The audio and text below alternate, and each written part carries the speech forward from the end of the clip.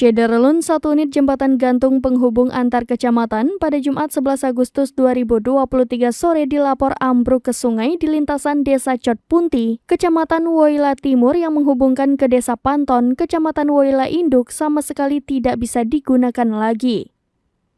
Jembatan gantung sepanjang 160 meter tersebut ambruk ke sungai diduga akibat putusnya kabel utama penahan konstruksi jembatan tersebut yang diduga sudah usang dimakan usia.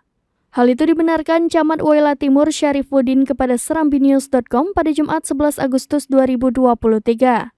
Disebutkan sejauh ini tidak ada korban jiwa dalam peristiwa ambruknya jembatan tersebut, sebab saat kejadian tidak ada orang yang melintas di jembatan itu yang kini terendam membentang di sungai.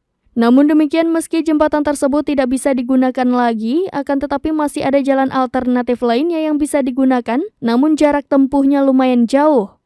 Kepala Dinas PUPR Aceh Barat Dr. Kurdi kepada serambinews.com pada Jumat 11 Agustus 2023 malam mengatakan, saat ini tim PUPR telah mendapat laporan kerusakan jembatan atau ambruk ke sungai langsung ke lokasi guna melakukan identifikasi setelah sebelumnya berkoordinasi dengan PJ Bupati.